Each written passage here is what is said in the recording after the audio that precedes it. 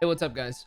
So today, I thought we'd do something a little bit different, and it seems as though we're doing like things differently often. Mainly because I'm just trying to, have fun, and that I suck at this. Anyways, we're gonna be doing a tier list today.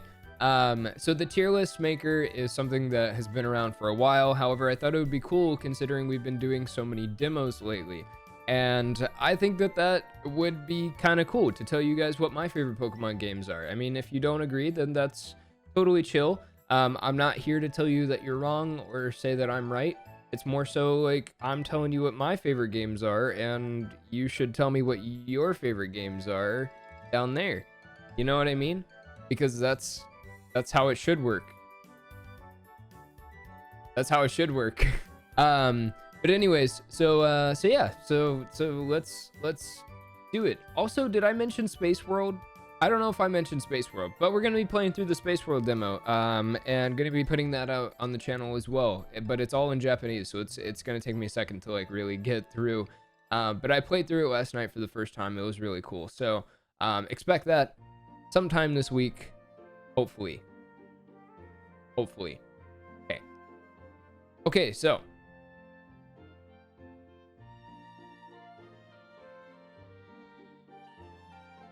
I just spilled coffee on my desk. Shit.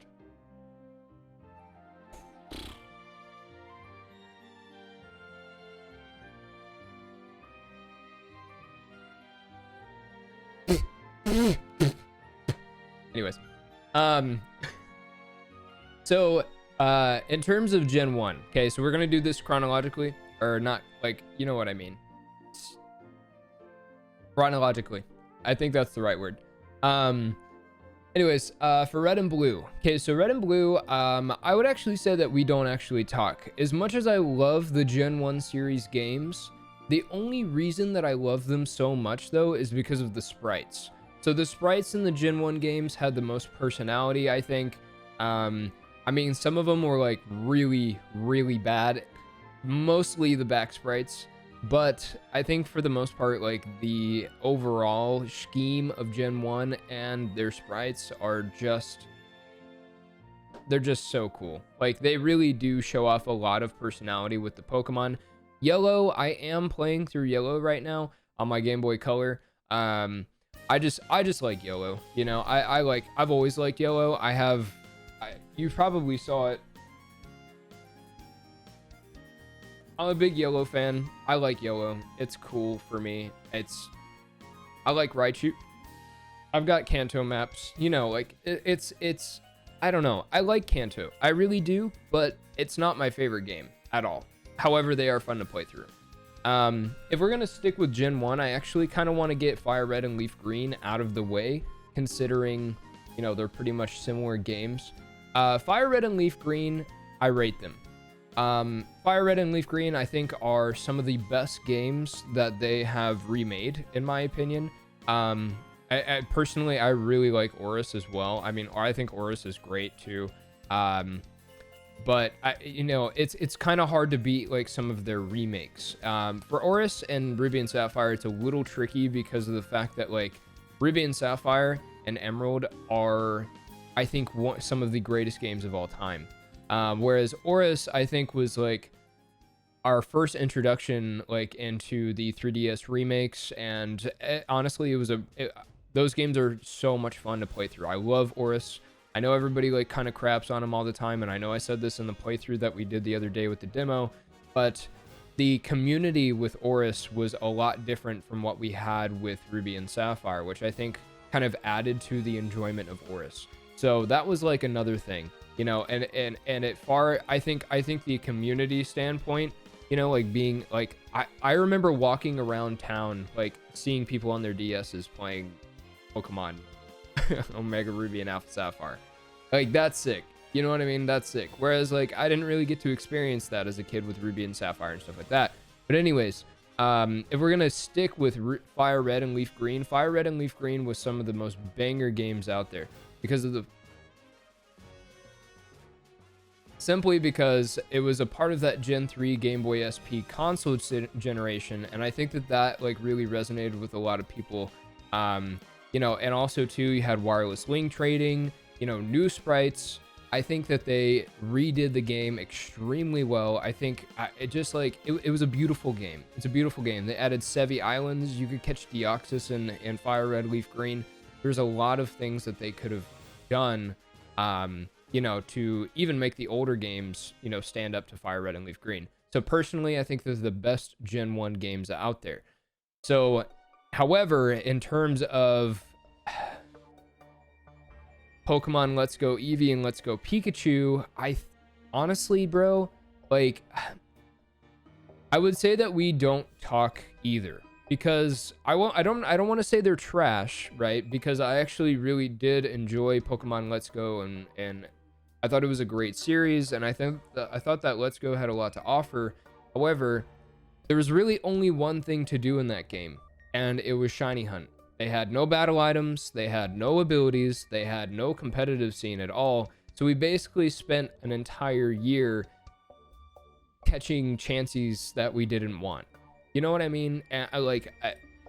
Yeah. So as much as I love shiny hunting and that aspect of the game, I think that basing the game off of shiny hunting alone, you know, trying to pull in those new Pokemon Go players in and all that other stuff, I just don't think that it was executed properly, you know, for the fan base, for the overall development of the main series players. So that was my main strife with Pokemon Let's Go. As much as I did enjoy it, I'm not saying the game is trash. Now, in terms of Gen 2, Crystal is one of my favorite games of all time. Crystal, do I want to put it in rated though? I think I should put it in We Chill. Crystal is one of my favorite games of all time.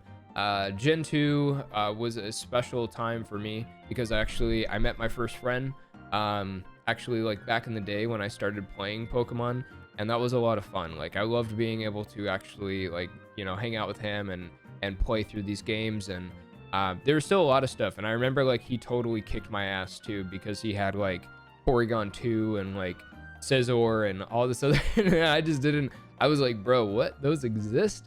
But he had the guidebook and like I didn't, so it was like, and I was also like, bro, I was like 9, okay? I was like 9. Wait, was I 9? I think I was like 8. Maybe I was 9. I don't know. But anyways, he totally obliterated me. I don't know what was on my team, but we won't talk about it. But yeah, so Crystal, in my opinion, is super fun. Yeah, I love Crystal. Gold and Silver too. Like, Gold and Silver was actually the first time I got in trouble playing Pokemon. So I actually have like a really close connection to Gold and Silver. I know that sounds weird, but like, bro, like when you were back in the day and like you would sit up at night, like with your little worm light, and like this thing here, this bro, this used to plug in. Hold up.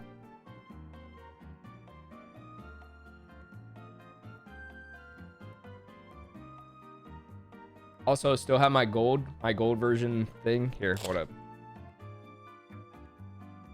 This used to plug in, right? You used to plug it into here, and then you would like play your games at night. Anyways, so I used to like sit up at night and play this when my parents were sleeping, and one night I got caught because my mom went to take a piss, and I was like, shoot, bro, this sucks.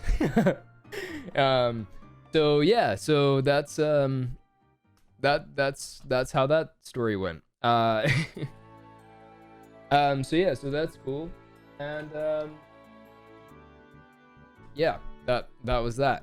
Anyways, so Gold and Silver I have a good connection with. With Gen 3 Ruby version, and Sapphire version, dude, I personally love those games. They're some of my favorite games of all time. I thought they were so much fun to play through. They had so much innovation, you know, including like obviously like you could do wireless trading with Emerald and stuff like that. Emerald is goated. I'm sorry. Emerald is going to be my first goated game. Ruby and Sapphire was just super innovative. You had secret bases, you had the battle tower in Emerald. I mean, it's just like you had so much, you know, you had so much to the game. I'm actually considering going and playing Emerald through so that we can actually do a challenge series for the battle tower. Like, can you beat the battle tower with such and such Pokemon, or like, can you beat the battle tower with like baby mons or something like that, you know, because I think that would be really sick. But anyways, so yeah, so I really resonate with Ruby and Sapphire. It actually is probably one of my favorite soundtracks. And but yeah, I loved Ruby and Sapphire. And actually, yeah, anyways, I loved Ruby and Sapphire. You could go underwater too, which was freaking bruh, you know what I mean? And I had some of the coolest legendaries. Latios and Latios are some of my favorite legendaries of all time. I mean, Blaziken, Sceptile, Swampert, it's like they got so many cool Pokemon. Spenda's a freaking goat. Don't ask me why. I love Spenda. Anyways, so, you know, so that's the whole thing. I did forget to do Heart Gold and Soul Silver. I think Heart Gold and Soul Silver, to be honest, they deserve to be in... Ooh, do I want to put them in Goated, though? Hold on. I might get some grief for this. But Heart Gold, Soul Silver, dude, yeah, you gotta put them in there. As many times as I had played through Heart Gold, Soul Silver, to be completely honest, the fact that you were able to have your Pokemon following you and the updated sprites, Gen 4 2 was just slapped, you know. It's just such a cool game. You know, game series. I'm sorry I kind of like skipped over this little Gen 2 pullback. I should have done that. Heart Gold, you know, it's hard to beat. It's hard to beat Heart Gold, Soul Silver. You had all the legendaries. You had the Weather Trio. You had, you know, Steven appearing with Latios and Latios. You could get the other starters. I mean, like, there's a lot to do in Heart Gold, Soul Silver, and I think that they are well deserving of being GOAT tier. Yeah, that's just my opinion. So Diamond and Pearl, we're chill. Okay. I do love Gen 4. I do love Diamond and Pearl, but I have to say, Platinum is definitely GOATed. Platinum is definitely the game that I put the most time into as a kid. It basically, when I went like an entire year while being grounded, this game, I probably played through this game at least 50 times. It's just one of my favorites, you know. It's just got so much personality. It's got so much personality. There's a lot to do compared to Diamond and Pearl, and I really love the kind of the story outplay that they ended up introducing with the Distortion World and how it ties into the Lake Spirits, all that other stuff. Also, Cyrus is a badass. So I mean, like, they had a lot of good memories for me. So I think Platinum is well deserving as GOATed as well. Now, in terms of Gen 5, Gen 5, here's the thing. I'm going to put Black and White. I'm going to put Black and White in rated because Black and White is some of, like, I think personally, in my opinion, some of the best games of all time. I love Gen 5. I'm putting Black and White 2, though, in GOATed. Black and White 2 deserves to be in GOATed. It is the best remake / only sequel that we have, actually. And honestly, dude, Black and White 2 was like, dude, double patch grass shiny hunting. You had competitive was huge back in Gen 5. I mean, the sprites were awesome. Like, dude, this game was revolutionary. Yeah, I'm just gonna say it. This is probably, I'd have to say, Black and White 2 in the Gen 5 series. In terms of game, has to be my favorite game. In terms of memory and nostalgia, it has to be probably Gen 3 and Gen 4. Yeah, it's like, yeah. I think Gen 5 is like, Gen 5 is pretty high tier. I'm not gonna lie. Now, when we get into like Gen 6 and stuff, there's a couple of things to notice. Actually, I'm gonna go ahead and get these two out of the way so I don't even have to look at them. Sun and Moon, as much as I liked the whole Gen 7 series, Sun and Moon just didn't hit for me. Sun and Moon compared to Ultra Sun and Moon, Ultra Sun and Moon is a totally different game, because yeah, it's a totally different game. Like, you had more to do. The battle tree was better. You know, you had introduction of new Ultra Beasts. You know, with wormhole hunting, there's playability to the game. You know what I'm saying? It was the more enhanced, complete version of the game. And I think Ultra Sun and Moon, if I'm being honest, I think it deserves to be rated. I think they're very underrated games. So they're super, super fun to play through. The game itself changed the way that we view Pokemon games, like removing gyms and, you know, and like the idea of companionship with Pokemon, you know, them calling in, and, you know, there was just a lot to do. And honestly, shiny hunting was a lot of fun to do as well. Competitive was huge. I actually put the most amount of time into competitive play with Ultra Sun and Moon. So I personally loved it. So, now Gen 6 is a really important one. So Gen 6, in my opinion, I think Gen 6 definitely deserves to be rated. So with rated, the reason why I say this is because back in the day, if you were around, if you started playing Pokemon before Gen 6, when they announced Gen 6, it was like, what is that, bro? Is that a Mega? Like, it was crazy. It was absolutely nuts. Now, as much as I don't necessarily like the story of X and Y, and some of the characters are actually super annoying, like Shauna or whatever the heck her name is, personally, I think these games are awesome. They had some fantastic mons. You had Halucha, Gudra. I mean, like, they had, like, there was a lot of innovation to this game. You had Wonder Trade. I mean, like, obviously we had the 3D feature, Megas. I was like, and what was also super cool about X and Y is I'm a big lore person. I like lore.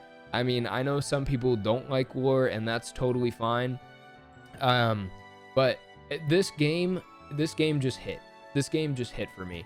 You know, it was like, I went to school, I went to college, and I would see people just like hanging out with their 3DS, like in the cafeteria, and like I would walk up to them and be like, yo, what are you doing? Like, can I sit down and play with you or whatever? You know what I mean? Like, the community was huge with X and Y, and including Oris, you know, and I'm going to put Oris up here with rated as well. I know I have a lot in rated, but I'm one of those types of people that just appreciates Pokemon, and like, I try not to be too hard on the games. You know, when Oris was released, or when the whole idea of Oris was like rumored and everything like that, oh my gosh, like, dude, the game went, the community just like, you know, like the magic that came with Gen 6, you know, it saddens me to say this, but I don't know if we'll ever get it back. Yeah, it's like, dude, man, it's so sad to think about. Honestly, it really is. Because Gen 6 was huge, you know, and like, especially now, like what I said in the video the other day is, you know, with the progress that we made with Citra and stuff like that, getting those games to look as good as they do, and doing like custom textures and stuff, like, they've been so much, they have been so much fun to play through. And X and Y, man, X and Y started it all for, you know, I know like the community really started like, you know, with Gen 5 for the most part, but X and Y and Oris, like, those games like started the passion and the careers that, you know, a lot of your favorite content creators have. And it's just amazing to think about, you know, like how far we've come in terms of Pokemon. Yeah, it gets me really, really emotional. So I personally, you know, moving on to this last one here, Sword and Shield. Sword and Shield, I really like Sword and Shield, and there are a lot of great features about Sword and Shield, but there are a lot of things about Sword and Shield that I don't necessarily like. You know, as I said, I'm a big lore person. You know, there's a lot of the things from the games that are missing, you know, and not very well explained. I didn't really like the DLC feature. You know, I thought it was kind of like a waste of excitement, you know, and it's gotten to the point where like I don't make expectations for what Pokemon does anymore, because I didn't necessarily enjoy Isle of the Armor. Kron Tundra was cool, but like it lasted for like 2 weeks with like the whole raid den thing. And like I like raid dens, I like shiny hunting in them for sure, but I just don't think that they're as fun as like the like methods that we used to have, you know, like being able to like hunt for them and see those sparkles and like, you know, do all those other things was fun, or like in my opinion the best way to do it, and raid dens just don't do it for me. Now in terms of competitive, Sword and Shield is a great game for doubles players. It really divided the competitive community, I think, with Sword and Shield, because of the fact that, you know, they you know, with the timers that they had that were set in the game, you know, the whole 3v3 with singles, you know, but in terms of doubles, I think that the game is really strong. I think Dynamaxing is a very healthy mechanic for Sword and Shield, or for Pokemon, but personally, I would rather have Megas back. Yeah, I thought Megas were, I just think that Megas were better. Z Crystals, not so much, but, you know, Z Crystals and give back the gems, like, sorry, Megas, but give back the gems, like that would probably be, you know, probably be the better option.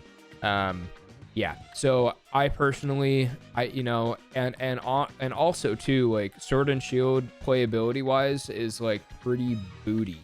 You know, like I know people are doing like these custom mods and stuff like that, and like that's really cool, but like in terms of the game itself, like it's just too easy, you know. Yeah, I just don't think Sword and Shield hit. Yeah, I just don't think Sword and Shield hit, in my honest opinion. So I mean, like we play Sword and Shield a lot, obviously, but that's because of like, you know, that's, you know, kind of like where content is here right now for Pokemon is obviously in Sword and Shield. But if I had to like, you know, you know, 2 years from now, if I had to think about whether or not I wanted to go back and play Sword and Shield, I probably wouldn't. I probably would not. They're just not, you know. I'm not going to put them in trash. I don't know, man. I kind of want to put them in trash, to be honest. I really do. I really do. But I don't. I know that these games, like, these games did have a lot of potential, and they did, like, you know, they did have a special place for me, you know, considering this is where I started my career. So I'm going to put them in We Don't Talk, although, like, I do play that game, like, pretty frequently. But if it was 2 years from now, I definitely wouldn't be playing it, because I just don't think it's as fun as the other games, you know, up here. So yeah, man, that's it. But yeah, I'll have this linked in the comment section down below. If you guys want to go and do yours, I'm gonna have a channel made in the Discord. So if you guys watched up to this point and you want to share your own list, save it, download it, post it in the Discord channel, and yeah, other than that, I'll see you guys on the next one tomorrow. Actually, I'll see you guys tomorrow. Okay, bye.